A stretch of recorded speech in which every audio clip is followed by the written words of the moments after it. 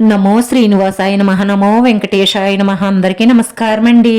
ప్రతిరోజు రాశి ఫలితాలు తెలుసుకోవడానికి ఇంకా మన ఛానల్ సబ్స్క్రైబ్ చేసుకోకపోతే ప్లీజ్ సబ్స్క్రైబ్ చేసుకోండి. లైక్ చేసి మీ పూర్తి సపోర్ట్ మన శ్రీనివాస ఛానల్ కి ఇవ్వండి. ఈ వారం రాశి ఫలితాలలో గోచార్య రీత్యా వృషభ రాశి వారు ఎటువంటి శుభాశుభ ఫలితాలను పొందుతారో తెలుసుకోవడానికి ఈ మన వీడియోని ఎక్కడా స్కిప్ చేయకుండా చివరి వరకు చూడండి. మీద ఎప్పటి నుంచో కక్ష పెట్టుకున్న ఒక స్త్రీ పగ తీర్చుకోవడానికి మీపై మానసికంగా హాని చెయ్యడానికి ప్రయత్నిస్తుంది. అది విఫలం అయితే శారీరకంగా కూడా హాని చెయ్యడానికి ప్రయత్నాలు అయితే జరుగుతున్నాయి. జాగ్రత్తగా ఉండండి.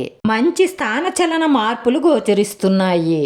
ప్రయత్న కార్యాలకు ఆటంకాలు ఏర్పడే అవకాశాలు ఉన్నాయి. జాగ్రత్త. చెడు వ్యసనాలకు, చెడు స్నేహాలకు, చెడు పనులకు దూరంగా ఉండడం మీకు అన్ని విధాలా మంచిది. ఆర్థిక ఇబ్బందులతో సతమతం అయ్యేవారు ధైర్యంగా ఉండండి. మీకు మంచి రోజులు రాబోతున్నాయి. మనోవిచారాన్ని కలిగి ఉంటారు. ధైర్యంగా ఉండండి. ప్రశాంతంగా ఉంటుంది. స్థిరాస్తులకు సంబంధించిన సమస్యలను పరిష్కరించుకుంటారు. దైవ దర్శనం చేసుకుంటారు.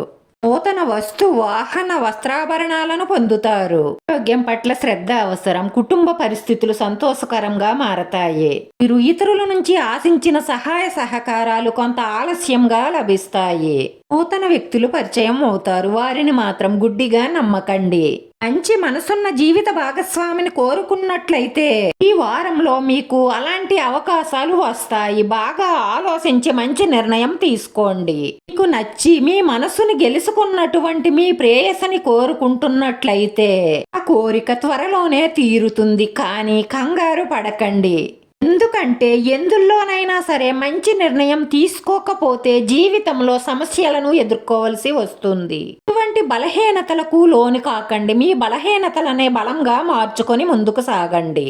ఈ వారంలో అదృష్టం కలిసి వస్తుంది. శుభవార్తలు అందుకుంటారు. స్వచ్ఛమైన ప్రేమలో ఉన్న వారికి పెళ్లి చేసుకునే అవకాశాలు వస్తాయి. మనసుకు సంబంధించిన రిలేషన్ కోరుకుంటారు.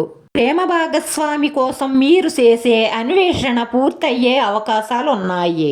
వ్యాపార రంగాల వారు తెలివితేటలతో పట్టుదలగా చేస్తే మంచి లాభాలను పొందుతారు. రుణ ప్రయత్నాలు చేయవలసి వస్తుంది. కొత్త కార్యక్రమాలకు శ్రీకారం చుడతారు. విదేశీయాన ప్రయత్నాలు ఫలిస్తాయి. ప్రయాణాలు చేసేటప్పుడు మెలకువగా ఉండడం అవసరం.